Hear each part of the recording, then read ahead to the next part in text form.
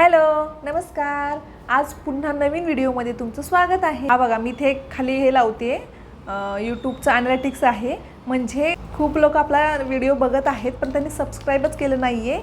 तर आपल्या चॅनलला प्लीज सबस्क्राईब करा आणि व्हिडिओ आवडल्यास लाईक करा. काय करायचं शर्विल?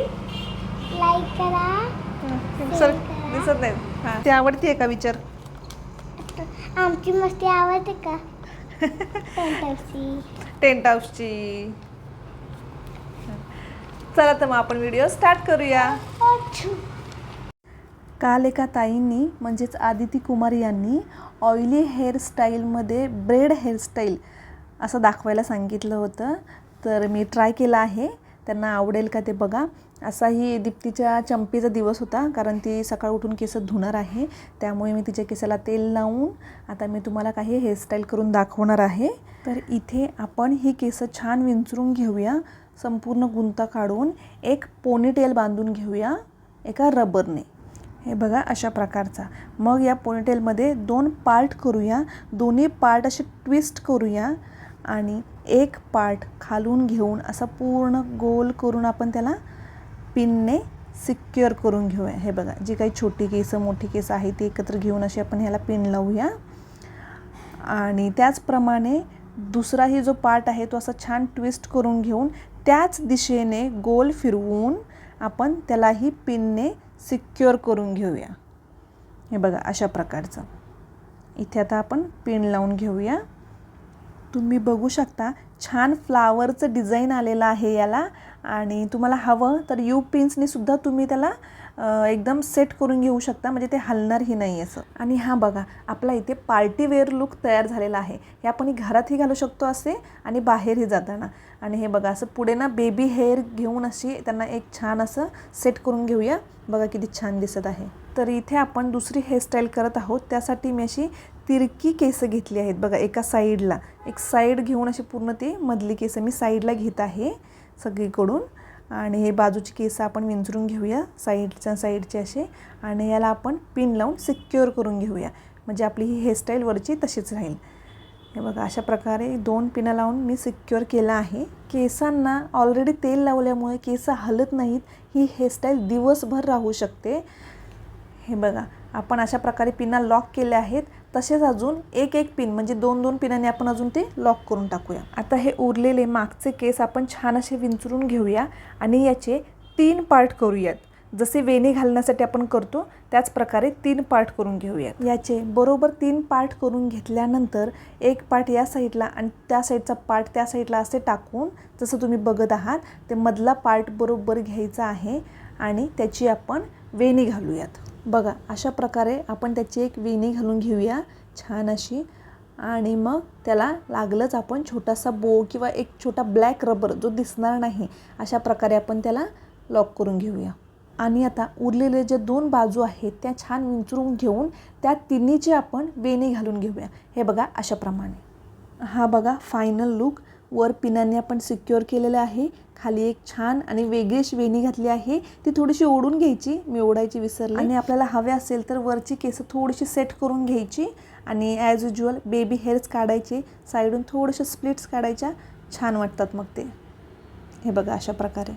हा बघा फायनल लुक किती छान दिसत आहे. आणि ही केस दिवसभर हलणार नाहीत याची गॅरंटी आहे. आता इथे आपण तिसरी हेअरस्टाईल बघत आहोत जी ओल्ड इज गोल्ड आहे. माझी आई पण मला आठवते अशीच हेअरस्टाईल कितीतरी वर्ष ती घालत होती, त्यामुळे माझ्या लक्षात राहिली ती. मलाही वेळ भेटला की मी अशी हेअरस्टाईल करते, कारण छान वाटते ती. ज्याप्रमाणे आपण पफ काढतो त्याप्रमाणे तेवढीच केस घेऊन छान विंचरून त्याची आपण इथे वेणी घालून घेणार आहोत, म्हणजे वरच्या केसांचीच. आणि याला आपण ब्लॅक छोट्या रबरने आपण सिक्युअर करून घेऊया. मला आठवत आहे अलका कुबल वगैरे यांची ही स्टाईल कायम असायची. हे बघा याप्रमाणे आपण खालच्याही केसांचे पार्ट करून घेऊन छान वेणी घालून घेऊया. अशा प्रकारचं बघा बो लावून झालेलं आहे. आणि अशी केस थोडीशी ओढायची जेणेकरून ना आपली वेणी पातळ नाही तर थोडीशी दाट दिसेल. आपल्याला वाटलं जर इकडून केस वर आली आहेत तिकडून केस वर आली असेल तर आपण तिथे पिना लावून आपण ते सेट करून घेऊ शकतो. ही बघा फायनल लुक किती छान वाटते. एकदम क्लासी लुक वाटत आहे. किती सुंदर वाटतं बघा ही. म्हणून तर म्हणतो त्याला ओल्ड इज गोल्ड. तर बॅक टू आपल्या गप्पा. तर आजचा टॉपिक आहे नवऱ्यासोबत बोलताना या गोष्टी टाळा.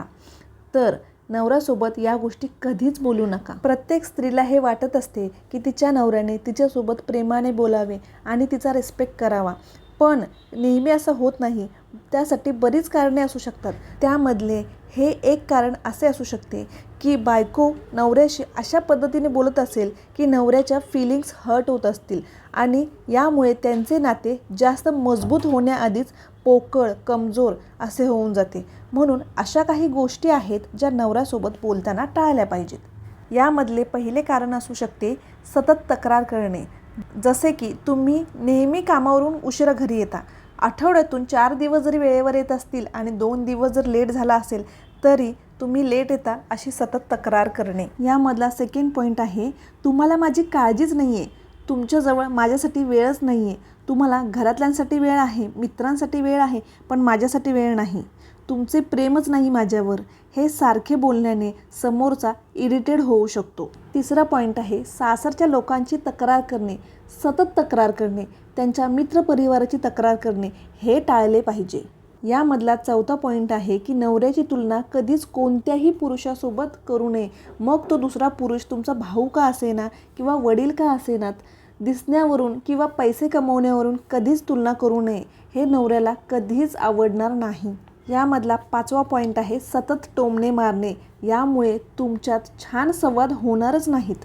यामधला 6वा पॉईंट आहे कारण नसताना रुसून बसणे. म्हणजे नवरा कामावरून घरी आला आहे आणि बायको काही बोलतच नाही आहे. नवरा विचारत आहे काय झालं सांग ना तरी ती रुसलेलीच आहे, भांडी आपटतच आहे.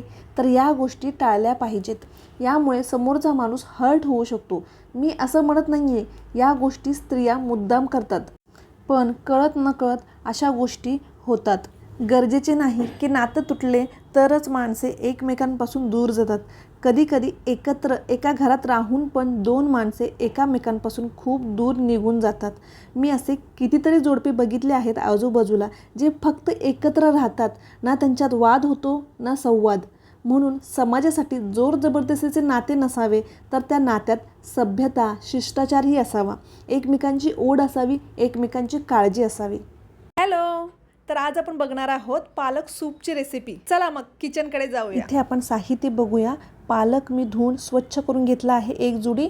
2 वाटी दूध आहे, 2 चमचे गव्हाचं पीठ आहे, थोडा लसूण चिरून घेतला आहे, अर्धा चमचा मिरपूड आहे आणि 2 चमचे बटर आहे. इथे मी एका भांड्यात पाणी उकळत ठेवलं आहे. त्याच्यामध्ये थोडीशी मिरपूड टाकून घेतली आहे आणि यामध्ये आपण आता पालक टाकूया. यामध्ये 2 ते 3 मिनटंच फक्त याला ठेवूया ह्याच्यामध्ये. यानंतर आपण याला काढून घेऊया. तोपर्यंत आपण इथे साईडला एक पॅन घेऊया. त्याच्यामध्ये बटर टाकून घेऊया. यामध्ये चिरलेलं लसूण परतून घेऊया. इकडे आपल्या पालकाला 2 ते 3 मिनटं झालेली आहेत. ते आपण पालक काढून घेऊया. आता हा पालक आपण साईडला ठेवून देऊ. पॅनमध्ये लसूण भाजून झालेला आहे. त्याच्यामध्ये आपण 2 चमचे जे गव्हाचं पीठ घेतलं होतं ते परतून घेऊया. छान असं त्याचा कलर चेंज होईपर्यंत आपण त्याला परतून घेऊया मंद आचेवर. तुम्ही बघू शकता इथे गव्हाच्या पिठाचा कलर चेंज झाला आहे. यामध्ये आता आपण हे पालक टाकून घेऊया आणि छान मिक्स करून घेऊया. इथे मी गॅसची फ्लेम लोच ठेवली आहे. हवं तर थोडंसं बटर टाकून अजून तुम्ही मिक्स करू शकता. हे मिश्रण थंड झाले की आपण या मिक्सरमध्ये फिरवून घेऊया. आणि इकडे मी एक कढई ठेवली आहे. त्याच्यामध्ये थोडंसं बटर टाकलं आहे. बटर थोडंसं गरम झालं, मेल्ट झालं की यामध्ये आपण हे मिश्रण टाकू, छान हलवून घेऊया आणि मग थोड्या वेळाने यामध्ये दूध टाकूयात आणि हे छान मिक्स करून घेऊया. बघा कलर किती छान चेंज होत आहे. मला तर खूप आवडतं. आणि हे अशा प्रकारचे छान मिक्स झालं आहे. यामध्ये थोडंसं मिरपूड आणि मीठ टाकून घेऊया आपण. हे बघा अशा प्रकारे याला एक उकळी आली की आपलं हे सूप रेडी आहे. हे आपण सर्व करून घेऊया. बघा किती थिक क्रीमी असं हे सूप दिसत आहे. मुलांना तर हे सूप खूप आवडतं आणि हे अतिशय पौष्टिक आहे त्यांच्यासाठी. बघा कलर किती छान आहे. तुम्ही पण ही रेसिपी नक्की ट्राय करून बघा. बाय.